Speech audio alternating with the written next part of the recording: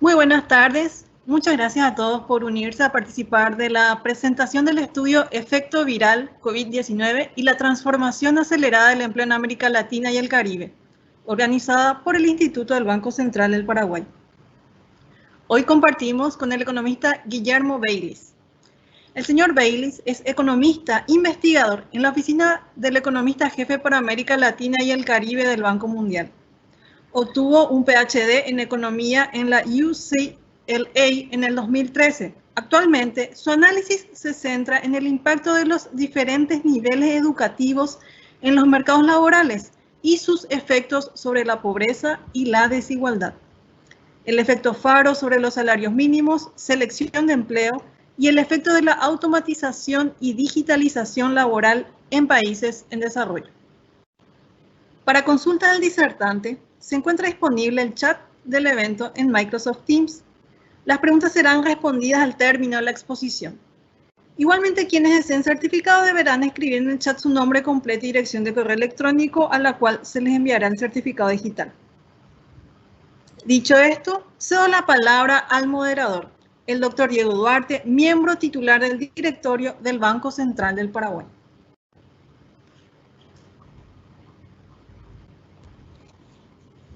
Muy buenas tardes. En primer lugar, Laura, te agradecería me confirmes por favor si es que se me está viendo y escuchando adecuadamente. Sin problema. Bueno, muchas gracias. Bueno, muy buenas tardes para todos. Desde el Banco Central del Paraguay, desde el Instituto del Banco Central del Paraguay también, es para nosotros un placer darles la bienvenida a todos a esta conferencia magistral de Guillermo Baylis, economista del Banco Mundial, quien nos hablará en esta sesión sobre el efecto COVID sobre la transformación acelerada del empleo en América Latina y el Caribe. Un estudio recientemente publicado por el Banco Mundial y que creemos tiene mucha o especial relevancia para la situación actual en la cual estamos viviendo y también pensando en lo que puede venir de aquí en adelante, ¿no? Como el título de la presentación bien lo indica, hablamos de una transformación acelerada del empleo, sobre todo de la mano de la tecnología, que yo creo que de una u otra manera a todos eso hoy nos queda patente, porque quien más, quien menos ha tenido, yo creo que al día de hoy, hacer un fuerte uso de la tecnología para lo que es sobre todo el teletrabajo, las reuniones virtuales, etcétera, ¿verdad? Así que yo creo que por ese lado la charla de Guillermo va a ser sumamente interesante. También aprovechar esta introducción para obviamente agradecerle especialmente al Banco Mundial por el apoyo que nos viene brindando en estos ciclos de conferencias que hemos ya lanzado hace como 2 o 3 meses atrás y que con bastante consistencia las venimos realizando cada martes, tratando de instalar o de hablar de temas de suma relevancia actualmente. Y también en particular y en nombre del directorio quisiera agradecerle muy especialmente a Guillermo Bailey en esta oportunidad, quien muy amablemente nos está brindando su tiempo y obviamente también sus conocimientos y claro que sí, también las principales conclusiones que han sacado él y su equipo al realizar este estudio de tremenda relevancia. Un estudio que también yo creo que encaja muy bien con la realidad paraguaya cuando hablamos de transformación en el mercado laboral, sobre todo al considerar que con la última actualización del año base, que el Banco Central la lanzó allá por abril o mayo del 2018, en esa actualización del año base quedó patente que obviamente la economía paraguaya había transitado un periodo muy interesante de transformación, ¿no?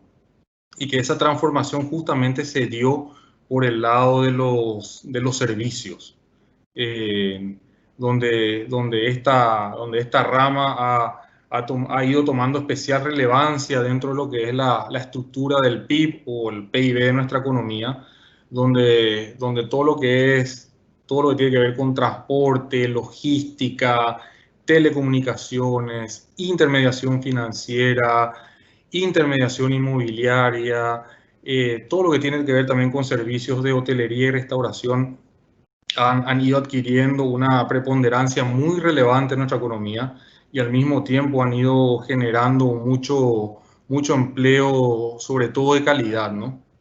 Y entonces, claro, en base un poco a este estudio que nos va a presentar Guillermo, la pregunta justamente viene por el lado, bueno, a partir de aquí, ¿cómo se nos presentaría el panorama justamente por el lado de los servicios, por el lado también del sector secundario o de industrias y por qué no también por el lado del sector primario de nuestra economía, ¿no? Y, y obviamente estoy seguro que Guillermo nos va a dejar muy buenos temas, excelentes ingredientes para seguir debatiendo y generando o ir trabajando justamente en políticas públicas para el futuro, ¿no? Así que sin ánimo de extenderme mucho más en esta introducción, quisiera ya pasarle la palabra a nuestro disertante y nuevamente agradecerle a Guillermo por este tiempo. Muchas gracias, Guillermo. Hola, Diego. Muchas gracias por esas palabras. ¿Sí me escuchan bien? Gracias al Banco Central de Paraguay, al Instituto del Banco. Muchas gracias por esta oportunidad para poder presentar este informe que fue lanzado recientemente a finales de septiembre. Para hacer la presentación les voy a compartir mi pantalla para que puedan ver la presentación completa. ¿Sí se ve bien así?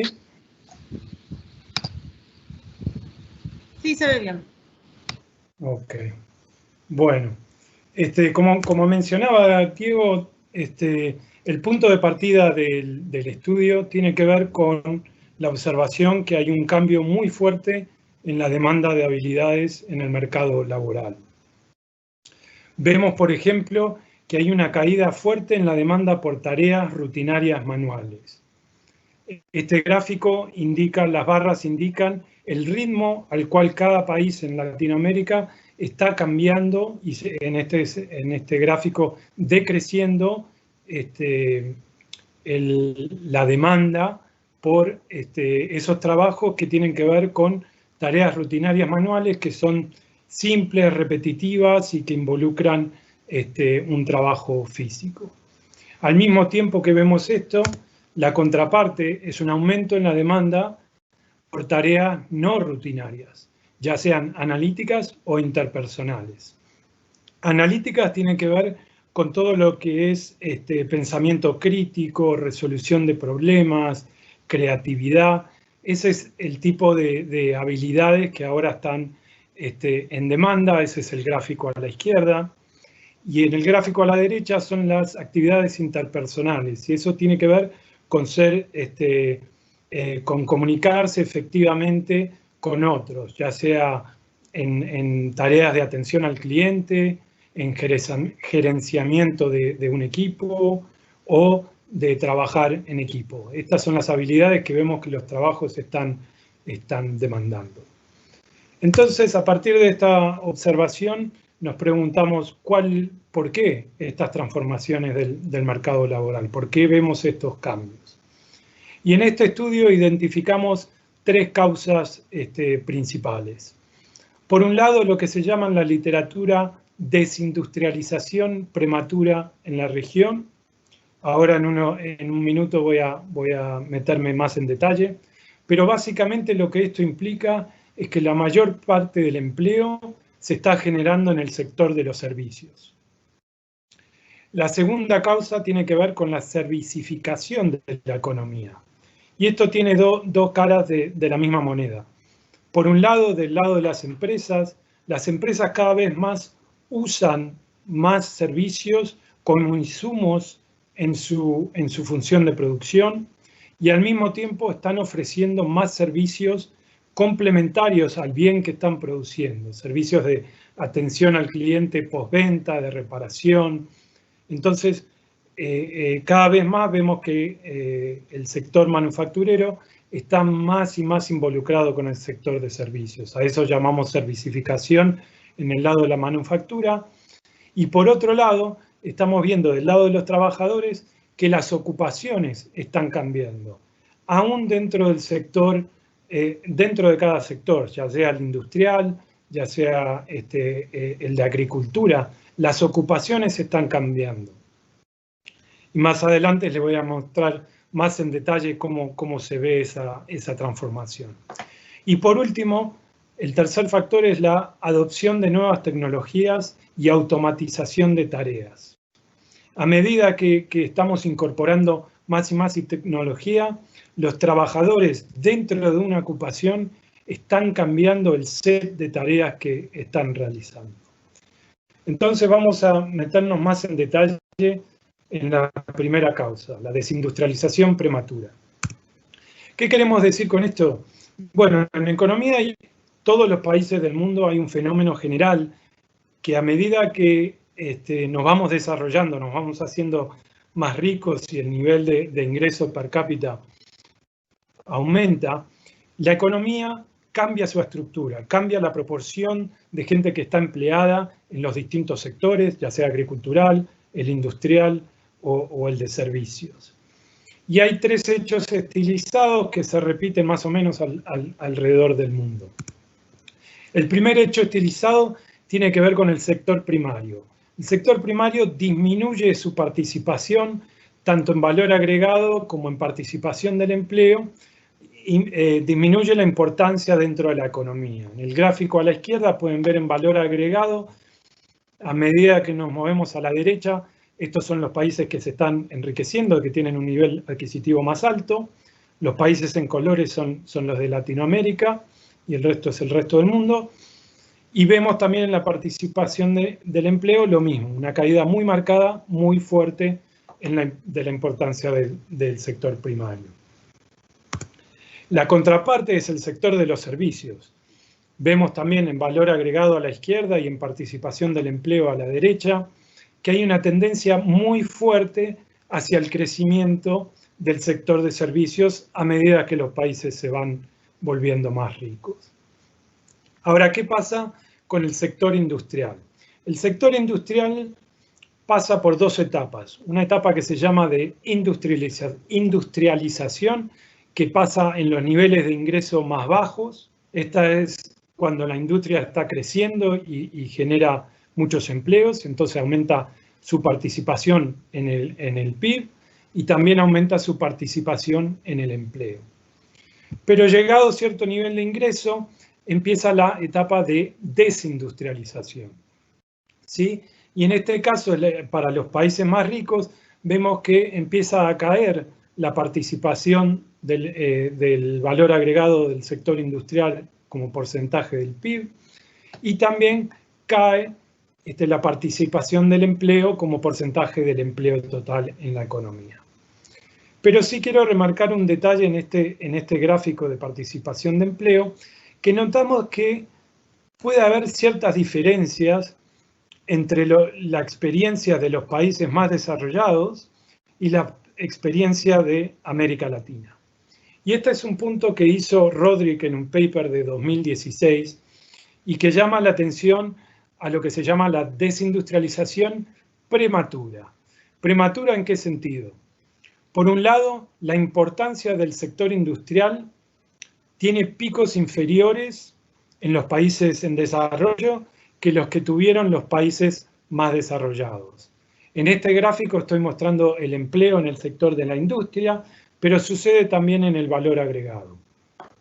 Entonces estos países con los puntitos amarillos son los países más desarrollados, más avanzados. Hay una estimación del promedio, que es esta línea blanca con puntos verdes. Y el primer punto que vemos es que el pico que se produce en los países avanzados es muy superior al pico que se produce en los países de América Latina, que están marcados con los puntos morados. ¿Sí? La estimación indica cerca del 15% del empleo, en cambio en los países avanzados alcanzó el 25% del empleo. Y el segundo punto es que este pico se produce a niveles de desarrollo inferiores, es decir, a un nivel de PBI per cápita más bajo que el que pasó cuando los países avanzados se empezaron a desindustrializar. Ahora, este fenómeno de desindustrialización prematura, ¿es para preocuparse? Bueno, una rama de los economistas se preocupa porque vamos a tener más empleados en el sector de los servicios, y el sector de los servicios como un todo tiene los niveles de crecimiento de la productividad más bajos. Entonces, ¿qué implica esto? Es que en agregado el nivel de productividad de la economía puede bajar. Y esto nos está pasando antes de que nos volvamos los países ricos. Como dije antes, el fenómeno de desindustrialización es global. Los países avanzados, Estados Unidos, Europa, no tienen el nivel de industrialización que tenían hace 20, 30, 40 años. Pero sí se hicieron ricos y pueden manejar esa baja del nivel de productividad con otro nivel de recursos. Ahora, nosotros vemos con el gráfico anterior que se produjo esta desindustrialización prematura en el sentido de que no llegamos a los picos que llegaron otros países y nos pasa a un nivel de desarrollo inferior. Pero este fenómeno prematuro quiere decir ineficiente, es exactamente lo mismo. Y entonces lo que hicimos en nuestro estudio es desarrollar un modelo de cambio estructural que es bastante estándar en la literatura y captura los dos motores principales del cambio estructural. Estos se llaman el efecto ingreso y el efecto precio. ¿Qué dicen? El efecto ingreso tiene que ver con que a medida que nos desarrollamos, el gasto de los hogares va cambiando.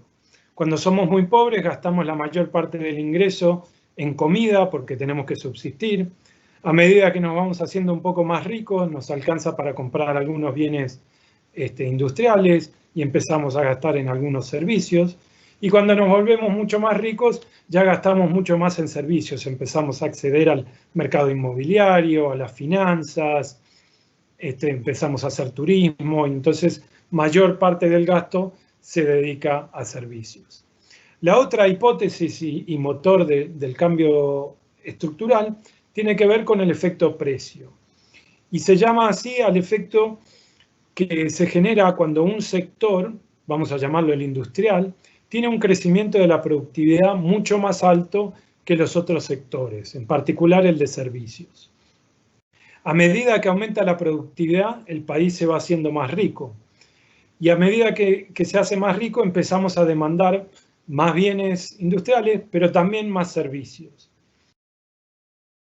Para satisfacer esta demanda, el sector industrial, al ser tan productivo, no necesita emplear mucha gente más. Pero el sector de servicios, al ser mucho más improductivo, tiene que contratar mucha gente para satisfacer esa nueva demanda. Y entonces eso produce como un efecto de chupar los trabajadores del sector más productivo hacia el sector menos productivo. Entonces, con un modelo que captura estas dos fuerzas, lo modelamos para una economía promedio de Latinoamérica y vemos que a partir de los 80 se produce el fenómeno de desindustrialización que ahora, en un sentido más económico, podemos llamar prematuro e ineficiente. Aquí ven en la línea azul, estos son los datos para esta economía promedio de América Latina, y en línea negra y punteada, la predicción del modelo. Lo que nos dice el modelo debería ser la tendencia eficiente en en la dirección de industrialización de América Latina. Y entonces vemos que a partir del 80 se produce esta reversión y América Latina empieza a tener un sector industrial que es un poco más bajo de lo que predice el modelo. También nos metemos un poquito más en detalle en los distintos países porque hay distintos patrones. Aquí presentamos los resultados de Argentina a la izquierda, Brasil en el medio y Colombia a la derecha. De vuelta, la línea azul son los datos y la línea punteada es la predicción del modelo que generamos. Quiero remarcar que, por ejemplo, Argentina, que es un país que tuvo su industrialización quizá un poco antes que el resto de Latinoamérica, el modelo en sí, dada la situación de Argentina, el nivel de desarrollo, el movimiento de precios relativos, el modelo en sí predice que Argentina ya estaba lista para desindustrializarse, siguiendo un patrón parecido al de los países avanzados. Pero ¿qué vemos en los datos? Que esa desindustrialización se produjo de manera exagerada, ¿no? Más desindustrialización de lo que esperábamos en el modelo. En forma similar, el modelo predice bastante bien el camino de Brasil, lo que está pasando en Brasil. Si vemos que hay un pequeño nivel de desindustrialización. Y por último, en Colombia, que el modelo predice realmente muy bien, se condice muy bien con los datos y quiere decir que el fenómeno en Colombia está más o menos en línea con lo que esperábamos de un modelo básico estándar de la literatura. Entonces, ¿cuál es la conclusión de todo esto? Que a pesar de que es prematuro, en el sentido de que nos comparamos con los países avanzados y es prematuro, pero no parece ser un proceso que realmente esté fundado en ineficiencias o distorsiones del mercado tan grande que están produciendo ineficiencias muy grandes. En realidad estamos siguiendo más o menos la tendencia de los motores que conllevan el cambio estructural.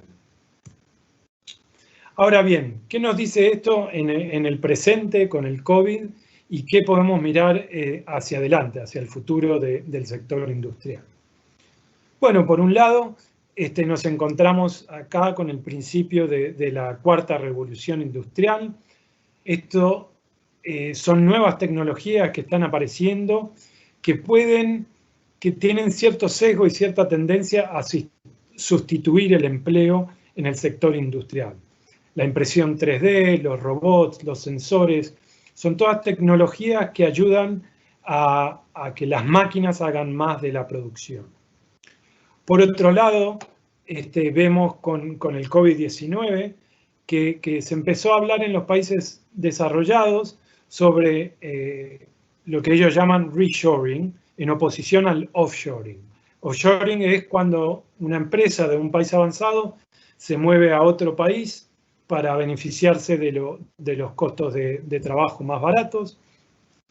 Ahora se está hablando estratégicamente a raíz de la pandemia y todos los problemas que se generaron en las cadenas de producción, en las cadenas de valor en los países avanzados, sobre todo en el sector médico y farmacéutico, de estratégicamente hacer un reshoring, es decir, de retraer esas empresas que se habían ido a otros países y volverlas a establecerlas en los países avanzados. Entonces, esto puede generar un acortamiento de las cadenas de valor. Por otro lado, estas nuevas tecnologías y al reemplazar trabajadores con tecnologías, hace que el costo de trabajo sea menos determinante para la empresa cuando está decidiendo si se queda en un país avanzado o si se mueve a otro país y a qué país se va a mover. El salario del trabajador, sobre todo el no calificado, solía ser muy importante para estas decisiones. La importancia a futuro está disminuyendo. Y también vemos que está aumentando la intensidad del empleo calificado y el uso de datos, la generación de datos en el sector industrial con más sensores. Y esto quiere decir que el tipo de empleo que se está generando es distinto. Ahora tenemos gente más educada, más calificada dentro del sector. Entonces, lo que puede ser una mala noticia es que parece haber menos oportunidades para la industrialización o la reindustrialización en algunos países en la región. El acortamiento de las cadenas de valor quiere decir que no nos podemos enganchar a esas cadenas de valor, y todas estas nuevas tecnologías están reemplazando esos empleos y las empresas están adoptando esas tecnologías y quedándose en los países avanzados. La otra implicación es que la mayor parte del empleo en Latinoamérica se está generando en el sector de los servicios, y nosotros vemos que esa tendencia va a continuar a futuro. Ahora pasamos a la segunda causa, que hablábamos de la servicificación de la economía. ¿Qué queremos decir con esto? Bueno, por un lado, servicificación quiere decir que los sectores, la definición tradicional que teníamos de los sectores, agricultura, industria y servicios, cada vez se está haciendo más difusa. Está aumentando, por un lado, lo que se llama el outsourcing, que es la terciarización, que es cuando se contrata a un tercero, a otra empresa, para realizar ciertas actividades en el sector industrial. Como por ejemplo, hoy en día se puede ver que muchos de los servicios de limpieza se terciarizan o se hace outsourcing a una compañía. Antes esos trabajadores estaban todos, eran parte de la empresa, de la fábrica, y calificados como el sector manufacturero. Hoy se los califica como del sector servicio.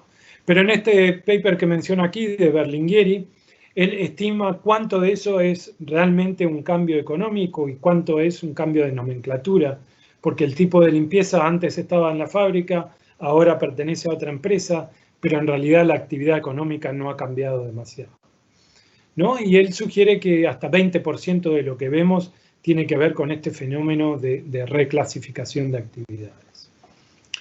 Ligado a esto es lo que se llama la servicificación de la manufactura. Y esto tiene que ver con lo que mencionaba antes. La industria está ofreciendo cada vez más servicios complementarios.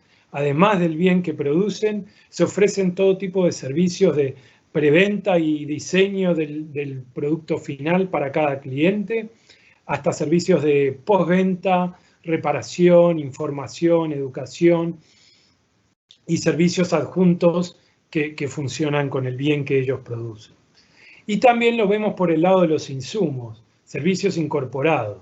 Lo que mencionaba antes, en parte relacionado con el outsourcing, que aumenta el uso de servicios como insumos dentro de la producción del sector industrial y de agricultura. También notamos que los servicios hoy en día están jugando un rol clave en toda la economía. Lo mencionaba antes Diego, logística, transporte, finanzas, telecomunicaciones, son uno de los sectores de los servicios que tienen más lazos económicos dentro de la economía. Y mencionamos esto porque estratégicamente cuando pensamos en aumentar la productividad, estos sectores son claves porque los aumentos de productividad en estos sectores se pueden difundir por el resto de la economía, porque son estos sectores los que están funcionando con la industria, con otros servicios, con la agricultura. Nosotros tenemos un informe de referencia en el reporte que habla sobre cuál es el efecto si consideramos que todos estos sectores no funcionan independientemente, sino que se hacen compras y se venden los productos finales. Y un resultado importante que queremos destacar es que si reducimos el costo o las distorsiones en la compra de insumos de servicios, esto puede tener un efecto muy importante sobre el tamaño de la industria, de 2, 3, 4 puntos porcentuales, que de una base de 20% es muy significativo, ¿no? Y por último mencionar lo que se llama la curva de la sonrisa en valor agregado, que es una frase de Stan Shi, que era CEO de Acer. Básicamente lo que menciona lo que propone es que tenemos como una sonrisa en el valor agregado. Entonces, en el primer punto con alto valor agregado, tiene que ver todo lo que es diseño, ingeniería, toda la etapa preproducción. Si seguimos la sonrisa, en el nadir de la sonrisa, en el punto más bajo, está la producción del bien en sí mismo. Y por último, en la parte superior de la sonrisa, está todo lo que tiene que ver con los servicios postventa, que ahí también se está generando un montón de valor agregado. El ejemplo perfecto de esto es Apple. Apple tiene mucho diseño, invierte mucho en investigación y desarrollo, genera un producto de valor agregado. La producción en sí del bien, del teléfono, de los iPads, está en China y no es una empresa de Apple. O sea que a ellos no les interesa capturar el valor agregado de producción. Y después ellos ofrecen, Apple tiene todo un ecosistema de servicios con todos los apps, los servicios de reparación, los servicios de educación en sus tecnologías, y eso también le genera un montón de valor agregado a la empresa. Esto es lo que quiere decir la curva de la sonrisa.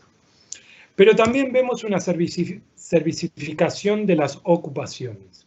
Hay un paper muy interesante de Durnecker y Herrendorf de 2016 y hacen esta separación de las ocupaciones entre dos categorías: las ocupaciones de bienes y ocupaciones de servicios. Las ocupaciones de bienes tienen que ver con aquellas que producen valor tangible y están relacionadas directamente con la producción de bienes. Estamos hablando de operadores de maquinaria, los obreros dentro de la fábrica, los trabajadores del campo, que tienen la mano directamente en la producción de bienes.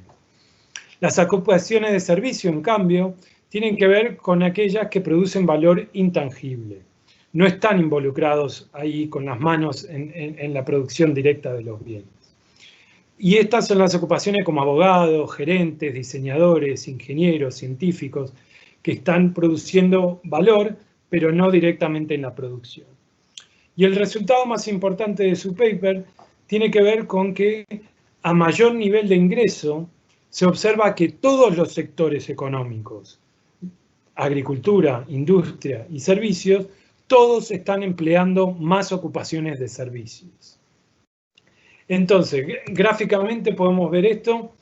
A mano izquierda en el gráfico, este es el mapa de las ocupaciones en bienes relacionadas con la producción de bienes, y vemos que hay una tendencia claramente que con el ingreso cae el porcentaje de la población que está empleada en producir bienes, y la contraparte que es en las ocupaciones de servicio. A medida que nos vamos haciendo más ricos, más y más gente está ocupada en este tipo de ocupaciones. Y vemos en esta tablita el sector de los bienes a distintos niveles de ingreso per cápita. $1.000, $15.000 y $30.000. ¿Y cuál es la participación de las ocupaciones de bienes? Bueno, cuando somos más pobres, casi la totalidad tiene que ver con la producción del bien, 97%. A medida que nos vamos haciendo más ricos, va cambiando esa proporción. Y ahora solamente el 75% está dentro del sector de bienes. El sector de bienes es agricultura e industria sumados. El 75% solamente está involucrado en la producción directa y un 25% está ofreciendo ocupaciones de servicios, los abogados, los gerentes, los de tecnología. Y a niveles mucho más altos de ingresos, esa proporción cae aún más a un 60%.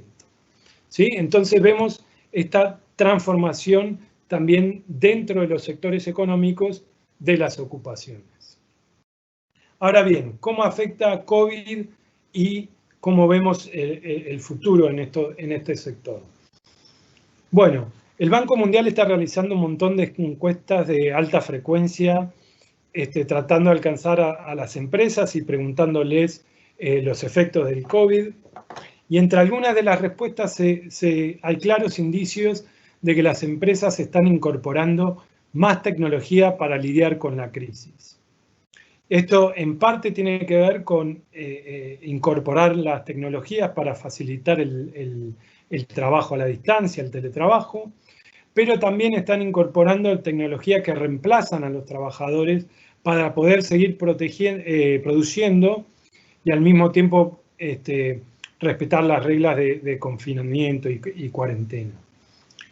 La contraparte, vemos que también el trabajo, los trabajadores están participando cada vez más en plataformas digitales, ¿sí? De forma eventual o como trabajo secundario. Cada vez más vemos gente ligada a este tipo de autoempleo. Y cabe mencionar que el sector servicios es muy heterogéneo. Yo antes hablaba del sector servicio como un sector que tiene el nivel de productividad más baja, y eso es cierto en su conjunto. Pero también es cierto que tiene algunos de los subsectores más y menos intensivos en trabajadores calificados y más y menos productivos de la economía. Entonces, cuando hablamos del sector servicio, estamos hablando, por un lado, de telecomunicaciones, el sector de salud, el sector de educación. Estos son intensivos en trabajadores calificados, son productivos, son sectores productivos de la economía.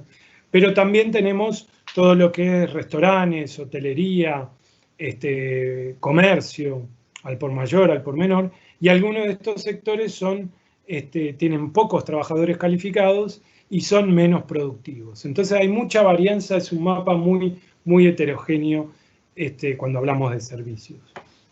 Y en particular vemos, esto lo mencionaba Diego, muchos subsectores se están volviendo comerciables internacionalmente, en particular telecomunicaciones, finanzas, logística. Cada vez estos servicios están integrados en redes regionales o redes globales para satisfacer la demanda de importaciones, las exportaciones que vinieron con el boom de los commodities. Estos son sectores que están creciendo mucho, son muy productivos y pueden generar muchos y buenos empleos de calidad formales. Entonces, la buena noticia es que, a pesar de que nos estamos desindustrializando prematuramente, muchos de estos servicios que están apareciendo y están creciendo en la región se están pareciendo mucho a las características del sector manufacturero. Es decir, son comerciables, son de alta productividad, tienen crecimiento de la productividad, generan muchos buenos empleos. Entonces hay una luz de esperanza al respecto de esto. Ahora, el desafío también es que muchos de estos sectores son intensivos en capital humano, es decir, que requieren muchos trabajadores calificados, muchos trabajadores con nivel universitario. Entonces, hay oportunidades, pero también vienen con desafíos. Pasamos, por último, a las nuevas tecnologías y automatización, la tercera causa de los cambios en el mercado laboral. Ha aparecido una nueva teoría, se llama el cambio tecnológico con sesgo antirrutinario. En inglés es Routine Bias Technical Change. Esas son las siglas en inglés. ¿Y qué quiere decir esto? Quiere decir que estas nuevas tecnologías que están emergiendo están reemplazando a los trabajadores en ciertas tareas y no en otras. Las nuevas tecnologías son superiores en las tareas sencillas, simples, rutinarias y codificables. ¿Qué quiere decir codificables? Que se pueden detallar esa tarea en un algoritmo. Y una vez que uno tiene un algoritmo, entonces puede usar una máquina para realizar esa tarea. Y en teoría, esas máquinas son mucho mejores que los humanos en realizar estas tareas. Pero al mismo tiempo, a medida que reemplazan a los trabajadores en ese tipo de tareas, se genera una demanda por todas las tareas complementarias a las rutinarias. Es decir, las tareas más complejas y no rutinarias, que pueden ser analíticas, de pensamiento crítico, pueden ser físicas, algunas actividades que requieren improvisación o movilidad en espacios complicados o cambiantes, o habilidades de interacción personal. Las máquinas hasta ahora no son muy buenas en relacionarse con los humanos, Entonces, ese tipo de tareas todavía recae en los trabajadores.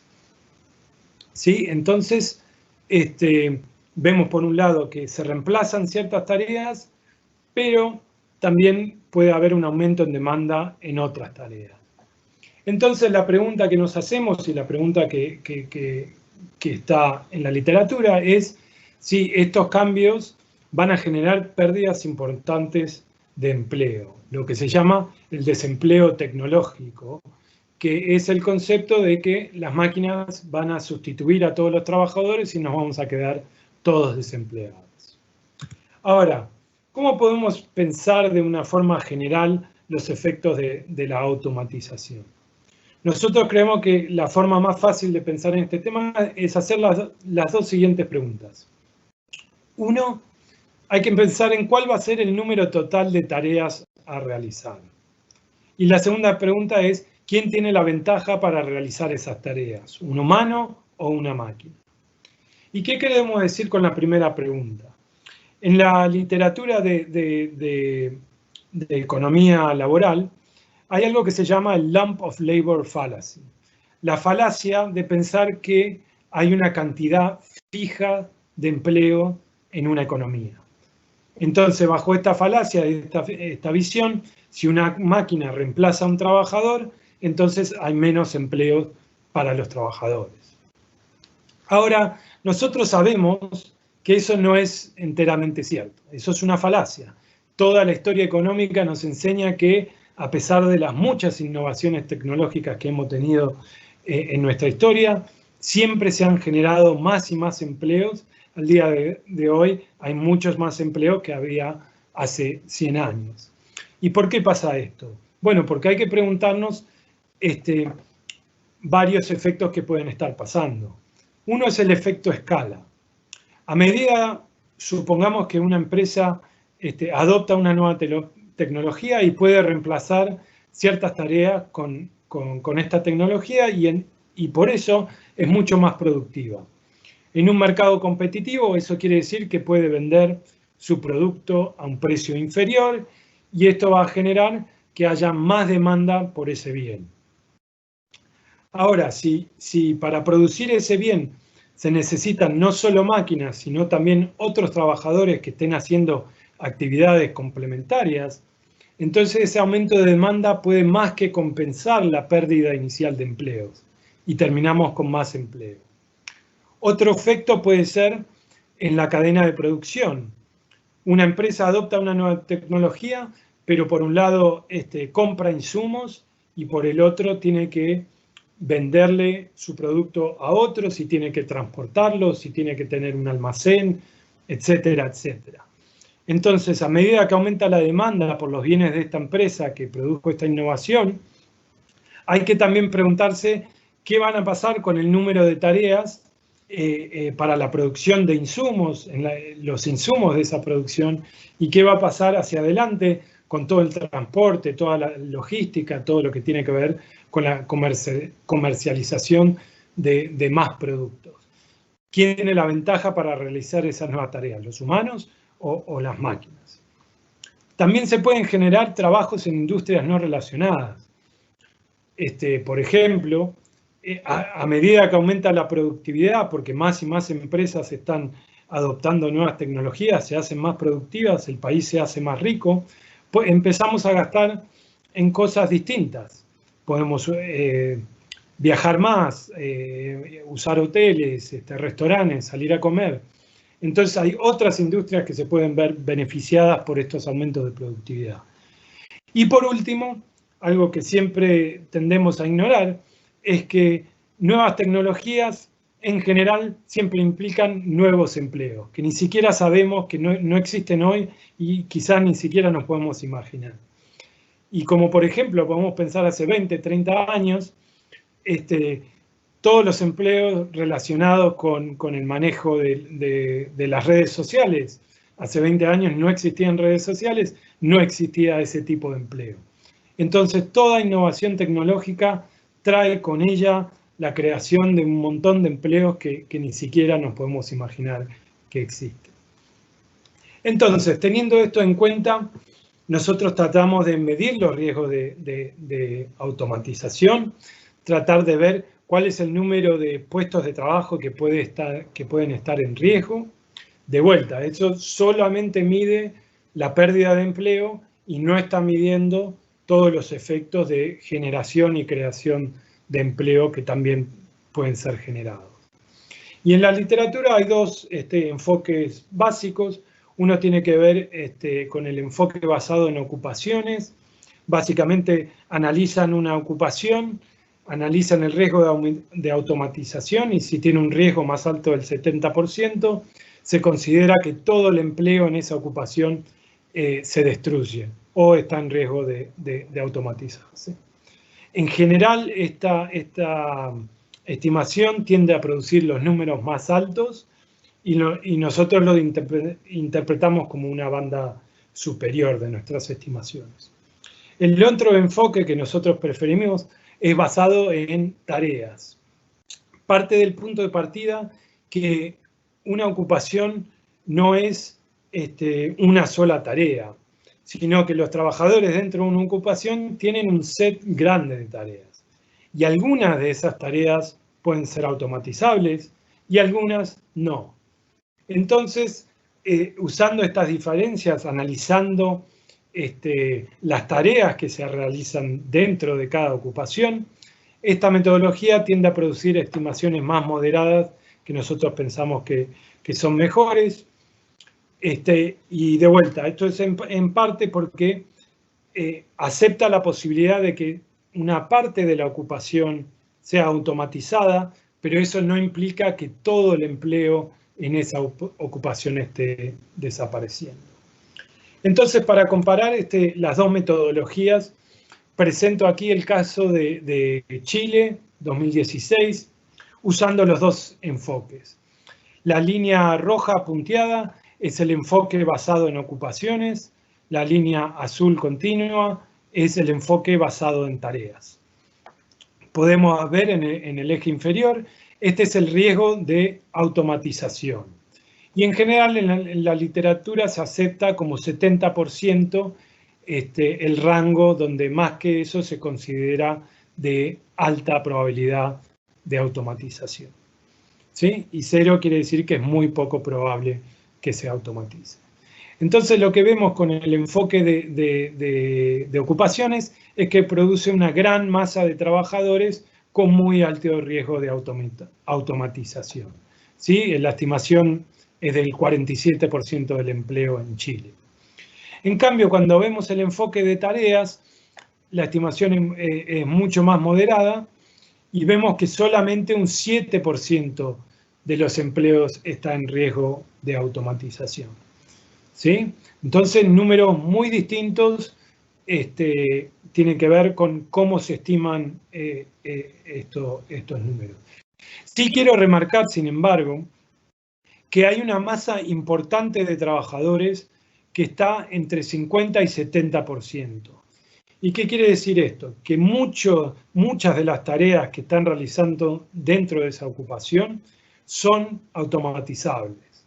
Entonces, esto implica que va a haber una buena porción de trabajadores que nosotros esperamos que el trabajo o el set de tareas que van a estar realizando va a cambiar significativamente. Van a tener que interactuar con mucha más tecnología en sus trabajos y ellos se van a tener que adaptar y especializar en el tipo de tareas que son complementarias a la maquinaria. Este es un gráfico donde presentamos las estimaciones para todos los países de Latinoamérica. De vuelta, la banda superior es la estimación con el enfoque de ocupaciones. En general estima alrededor del 50% de los empleos. Nosotros creemos que eso es una estimación muy alta. Cuando usamos números basados en una encuesta europea de la cual participa Chile, la encuesta PIAC, produce números muy bajos, del 7 al 10% en los distintos países. Y por último, las dos estimaciones marcadas en verde y en marrón son estimaciones que se realizan con unas encuestas especializadas que produce el Banco Mundial, se llaman las encuestas STEP, que son para, justamente le preguntan a los trabajadores cuáles son las tareas, cuáles son las habilidades que necesitan para realizar esas tareas. Solamente, lamentablemente, hay dos encuestas en Latinoamérica. Entonces, usando esos números, producimos imputaciones para el resto de los países. ¿Sí? Entonces vemos que en general el rango es entre 20 y 30% para América Latina. Entonces, bueno, para concluir, identificamos en nuestro informe como punto de partida que el mercado laboral estaba cambiando rápidamente, aún antes de la pandemia. ¿Sí? Las tareas que estaban realizando los trabajadores estaban cambiando, la demanda por habilidades de los trabajadores estaba cambiando muy fuertemente. Nosotros vemos que los efectos de la crisis por el COVID-19 están acelerando estos cambios, esta transformación del mercado laboral. Identificamos 3 causas: la desindustrialización prematura, y eso lo que implica es que el empleo se está generando en el sector de los servicios. También identificamos la servicificación de la economía, que quiere decir que aún dentro de los sectores, ya sea industria, agricultura o servicios, dentro de esos sectores se está cambiando el tipo de ocupación que se emplea. Y por último, la adopción de nuevas tecnologías que vienen con la 4ª revolución industrial van a cambiar el set de tareas que van a hacer los trabajadores en sus empleos. Ahora, ¿qué podemos decir de políticas públicas? Bueno, clave va a ser expandir la infraestructura digital en la región. Es imprescindible que toda la ciudadanía pueda acceder a la banda ancha y hacerse parte de la economía digital integrada, ¿no? Y tiene que tener acceso a la banda ancha y a un precio accesible para que puedan participar de esta nueva economía digital. También por el lado de la oferta de las empresas, hay que ayudar a las empresas a incorporar las nuevas tecnologías y hay que aumentar la productividad en todos los sectores. Yo no presenté este resultado, pero en el informe tenemos un análisis de la productividad en la región y vemos que cuando comparamos con Estados Unidos, todos los sectores, agricultura, industria, servicios, están muy por debajo del nivel de productividad de Estados Unidos. Entonces, hay mucho campo por ganar y particularmente es importante aumentar la productividad en los servicios que están más entreligados con el resto de la economía.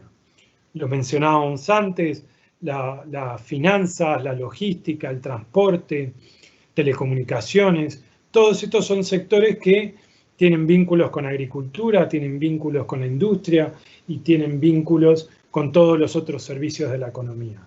Entonces, los aumentos de productividad en esos sectores se pueden expandir más rápidamente al resto de la economía.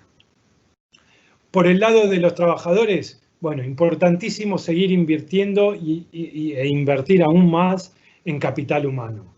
Ya hablábamos sobre los desafíos en el sector de servicios, se necesita gente más educada, se necesita gente más calificada, escuelas y universidades para desarrollar las habilidades que están en demanda. Necesitamos trabajadores que sean muy capaces en sus capacidades analíticas, de pensamiento crítico, trabajadores creativos que puedan resolver problemas, que puedan inventar, y también que tengan cierta capacidad de trabajar en equipo, de poder ser un buen gerente, de poder atender bien a los clientes. Y algo que también consideramos que va a ser más importante a futuro son los programas de entrenamiento y reinserción laboral para aquellos que a raíz de la crisis del COVID-19 o a futuro, cuando se vayan incorporando más tecnologías que automaticen más empleos, van a perder el trabajo y quizás esto les pasa cuando tienen 40, 50 años en el medio de la carrera, donde no van a tener tiempo para volver a la universidad y recapacitarse completamente. Entonces necesitamos algunos programas que los puedan reentrenar o darles ciertas capacidades que sí estén en demanda en el futuro. Esto va a ser de aquí en más. Y por último, un problema muy grande que tiene que ver con repensar los programas de protección social en la región. Nosotros en la región en general tenemos una arquitectura institucional heredada o programada a la europea, donde todo el sistema de protección social, ya sea seguro médico, pensiones y jubilaciones, seguros de desempleo, están todos ligados a una relación formal de dependencia, es decir, de un empleador que está contratando a un trabajador. El financiamiento de este sistema de protección social también depende de ese tipo de trabajo. Son las contribuciones del trabajador y las contribuciones patronales en esa relación de dependencia las que están financiando la mayor parte del programa de protección social. Pero ¿qué vemos mirando hacia adelante? Vemos que ya nos desindustrializamos prematuramente y que no va a haber muchas oportunidades de industrializarlo. Entonces, cada vez hay más empleo en el sector de servicios. Eso que para los trabajadores menos calificados hay mayor informalidad. Entonces, lo que vemos es que hay más y más trabajadores dependientes, formas de autoempleo. Esto está exacerbado con la aparición de plataformas digitales que permiten el empleo eventual o secundario, que los trabajadores que a veces trabajan en las plataformas, o como lo hacen para compensar o reforzar su ingreso, y cada vez hay menos empleados en estas relaciones formales de dependencia. Entonces estamos tratando de gestión social que queremos que alcance a la mayor parte posible de la población, pero de estos programas cada vez a futuro se va a ir achicando más y más a medida que van desapareciendo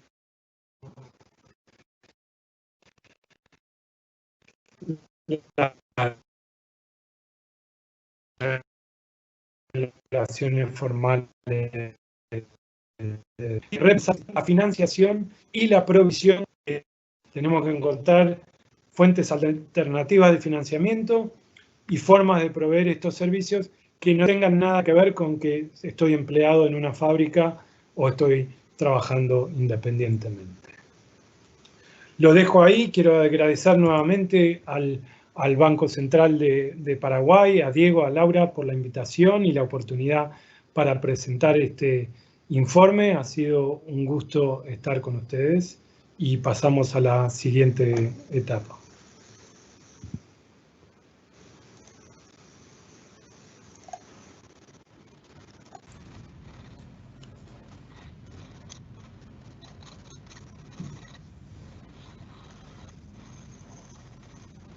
Muchas gracias. Estaremos leyendo algunas de las preguntas que hemos recibido. El doctor Diego Duarte estaría ahora mismo escogiendo las preguntas para el expositor. Perfecto. No sé si se me ve o se me oye bien. Laura, si me puedes confirmar, Sí, por favor. Sí.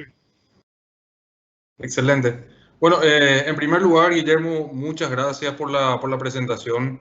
Creo que a lo largo de tu exposición nos dejaste temas o comentarios sumamente interesantes, muy valiosos para la realidad que estamos viviendo. Creo que hiciste una caracterización muy buena de lo que es el mercado laboral en Latinoamérica, que muy bien encaja también con la realidad paraguaya. Y a partir de esa caracterización, bueno, también creo que nos dejas muy buenos comentarios, muy buenas conclusiones con respecto a lo que se puede venir por delante, ¿no?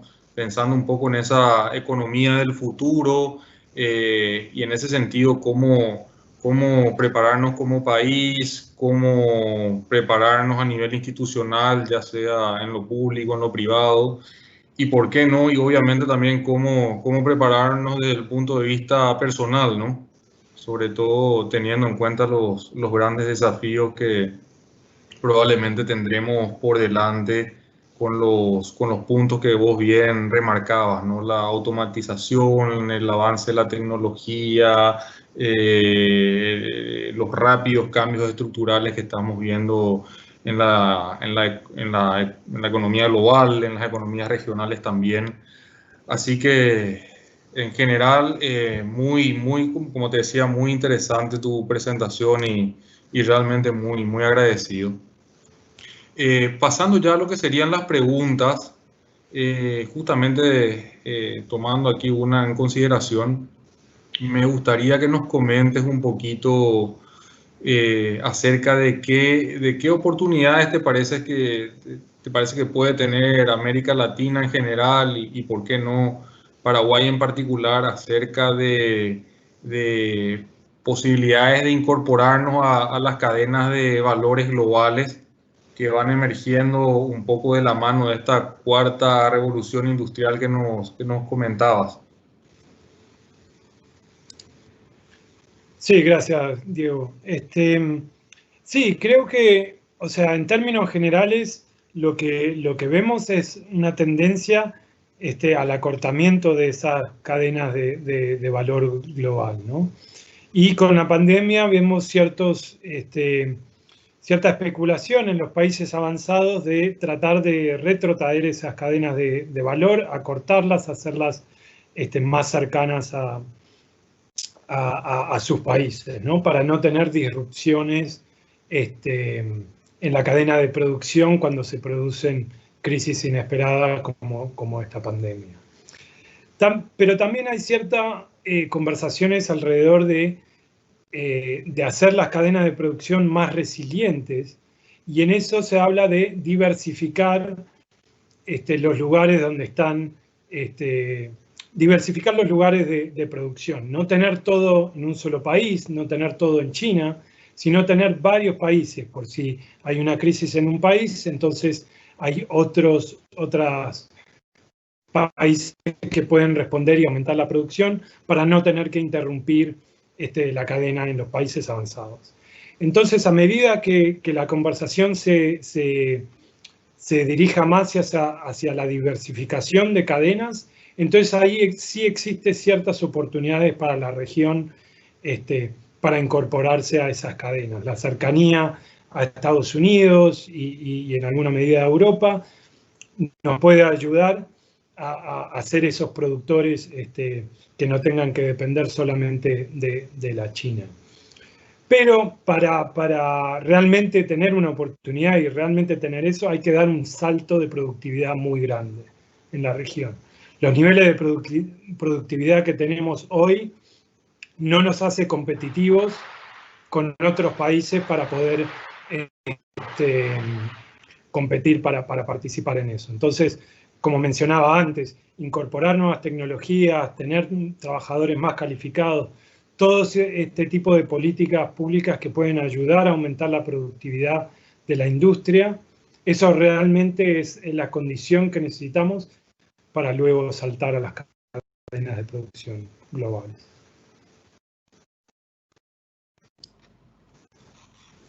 Excelente, Guillermo. Y justamente hablando de productividad, a lo largo de tu exposición también hacías bastante énfasis en la productividad relacionada al sector servicios. Y ahí viene un poco la pregunta puntual, ¿no? ¿Qué factores o qué teclas, como decimos aquí, deberíamos de apretar para lograr una mejora en la productividad, por ejemplo, por el lado de los servicios? Bueno, ahí hay varios elementos. Hay a niveles más macroeconómicos, mejorar facilitar el posicionamiento de empresas, facilitar los trámites, empezar a hacer trámites digitales, mejorar el ambiente de negocios en general en el país. Esas son políticas que ayudan en términos generales. Expandir la infraestructura digital y la infraestructura física. Más puertos, más calles. En la región todavía está a niveles que necesitamos invertir muchísimo más para poder ayudar a las distintas economías regionales.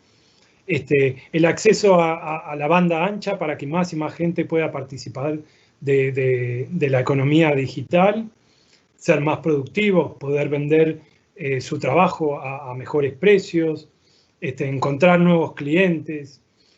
Hablamos también en el informe mucho sobre mayor integración regional, no solo en el comercio de bienes, sino también en el comercio de servicios. Es importante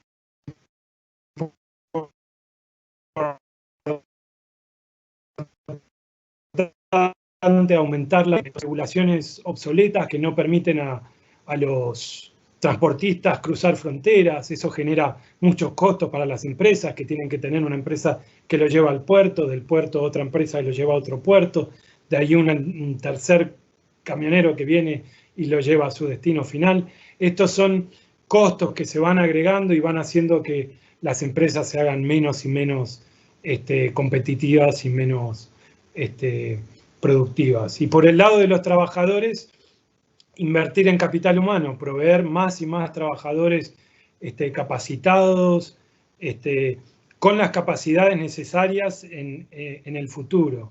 No necesitamos un sistema educacional que le enseñe a los chicos a memorizarse las cosas, porque eso ya es obsoleto. Lo que necesitamos es escuelas y universidades que nos enseñen el pensamiento crítico, a resolver problemas, a inventar nuevas cosas, a ser creativos. Esas van a ser las fuentes principales para aumentar la productividad.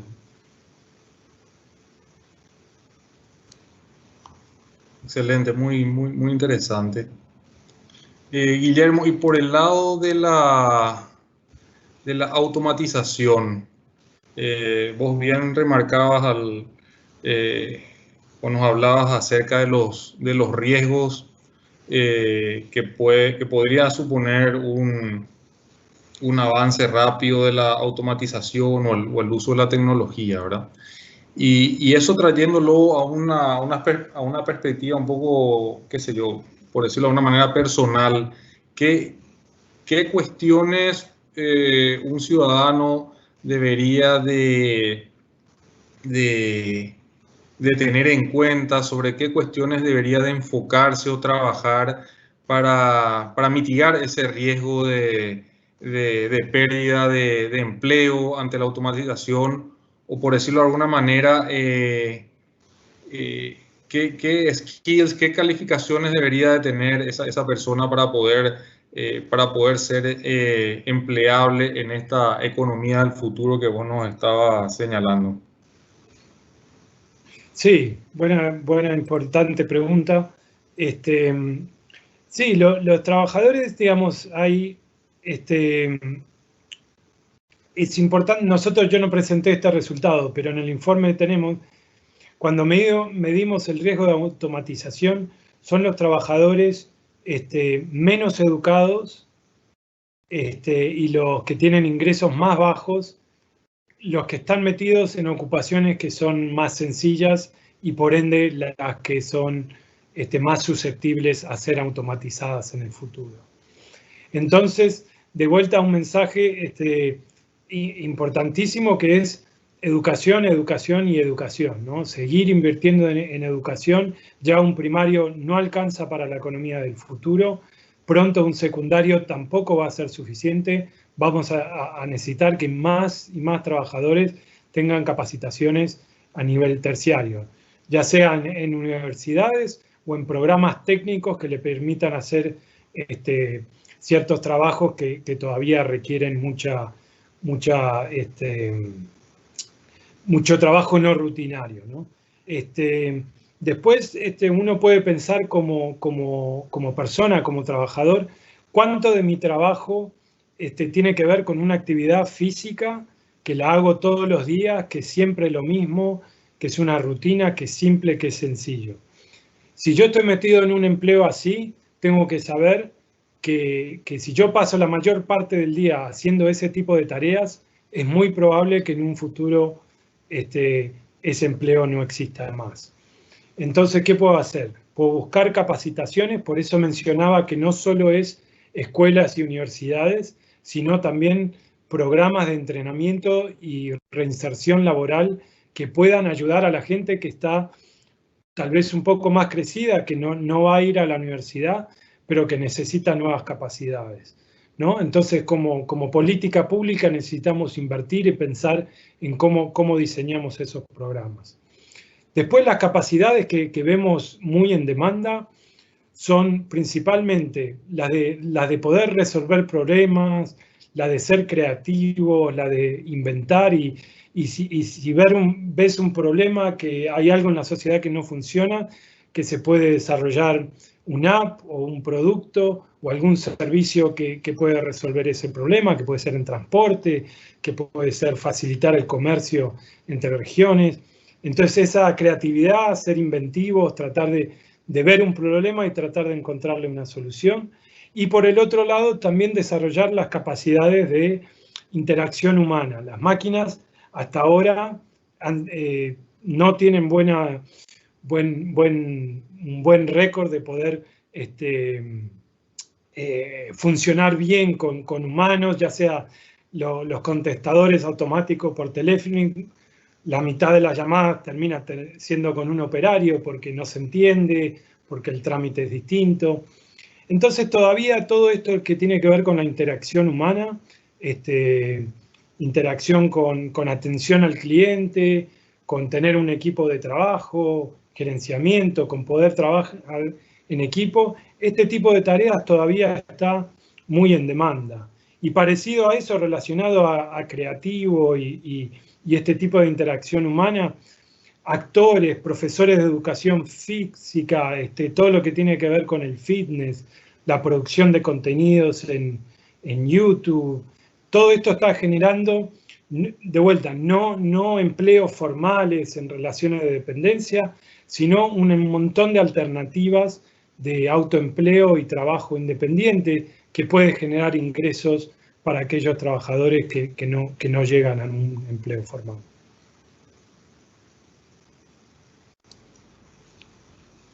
Muy interesante, Guillermo, realmente.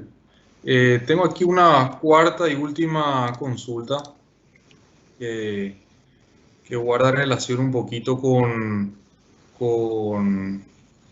un sistema o con una malla de protección social sobre la cual se debería también de trabajar, ¿no? Atendiendo, claro, lo que vos comentabas recién en términos de que lo ideal va a ser de que mucha gente en lo posible adquiriendo ciertos skills se puedan sumar a esta economía de futuro. Pero al mismo tiempo, ¿qué hacemos con las personas que por diferentes razones o situaciones no pueden, digamos, enlazar o subirse al carro de esa cuarta revolución industrial? Entonces, vuelvo a poner el tema, ¿qué sistema o qué malla de protección social deberíamos de ir trabajando, implementando? ¿Qué cambios se pueden hacer con esa malla de protección social? Sobre todo en una situación como la nuestra, como la paraguaya, donde justamente en esta situación de pandemia, yo creo que quedó muy en evidencia de que necesitábamos y hoy más que nunca necesitamos, obviamente, de esa malla de protección social. Sí, este es un tema importantísimo y a futuro va a ser clave para los líderes de la región empezar a encontrar soluciones que creo que hoy no estamos muy seguros de tener una respuesta muy definitiva, ¿no?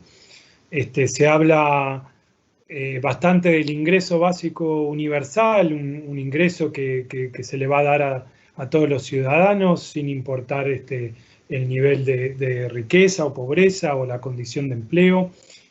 Lamentablemente este tipo de sistemas hoy en día resultan demasiado onerosos para los presupuestos que tenemos hoy en la región, entonces no está muy claro que pueda ser una solución que se pueda realizar en el corto o mediano plazo. Quizás más adelante haya posibilidades financieras, fiscales, para poder tener ese tipo de tareas. No tengo una solución definitiva. Creo que los lineamientos generales por los cuales tenemos que empezar a pensar en esto es realmente desarticular el sistema que tenemos en el sentido de desligar el financiamiento solamente con las contribuciones patronales o de los trabajadores formales. Tenemos que ampliar la base impositiva y encontrar formas de que todo el mundo colabore, de que todo el mundo contribuya un poco al sistema de protección social. Y también la contraparte es que no podemos estar atando algunos de estos beneficios también al hecho de que tengo un empleo formal, de que tengo un empleador, de que estoy inscripto, sino tratar de encontrar los mecanismos que sean más universales o casi universales y que no tengan que ver con nada relacionado con tu relación de dependencia. En parte nosotros vemos también que las plataformas digitales están fomentando y exacerbando este movimiento hacia los trabajadores que hacen trabajo independiente, autoempleo eventual, pero también las plataformas digitales generan una oportunidad, especialmente para el gobierno, porque todo lo que es la economía digital deja un registro y es fiscalizable. Entonces hay ciertas oportunidades de aprovechar este movimiento, este cambio tecnológico y aprovechar desde el lado del Estado de poder fiscalizar muchas de estas operaciones, muchas de estas transacciones que hoy se realizan en el mercado informal, ¿no? Uno provee un servicio, es un precio con factura, sin factura, es muy fácil esquivar el pago impositivo. Pero si nos movemos más y más hacia la economía digital, sí nos abre un espacio para poder fiscalizar estas transacciones.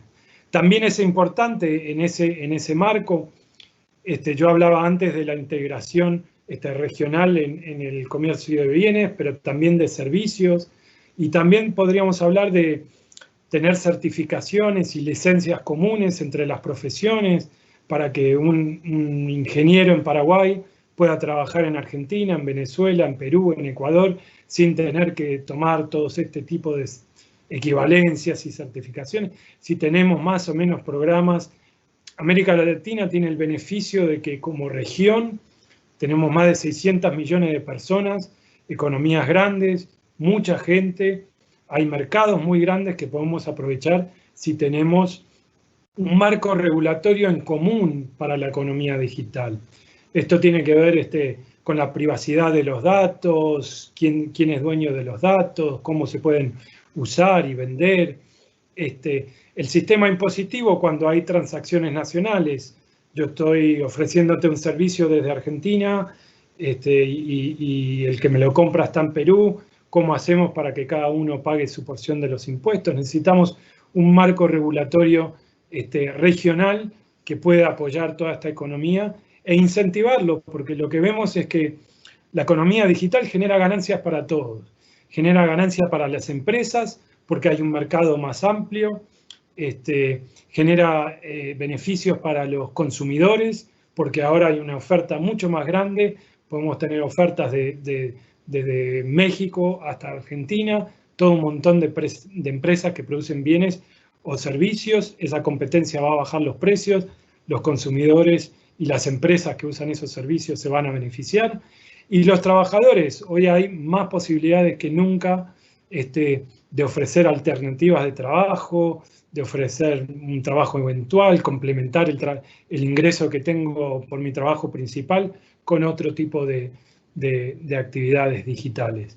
Y también, por último, voy a mencionar que la economía digital, si realmente logramos acceder a un acceso más o menos universal, puede también tener un impacto importante en las economías regionales, en las economías más rurales.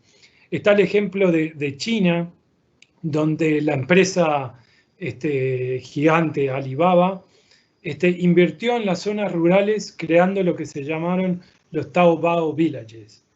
Básicamente entrenaron a la gente en el campo cómo usar la plataforma, cómo usar la tecnología digital para vender productos locales, autóctonos que estaban produciendo ellos en su casa para consumo local o de su pequeño pueblo, y ahora esas artesanías, ese producto alimenticio autóctono único, lo puede vender a toda la región. En China ha funcionado muy bien, ha generado un montón de nuevos emprendedores en zonas rurales, entonces ayuda a la economía desde ese punto de vista también.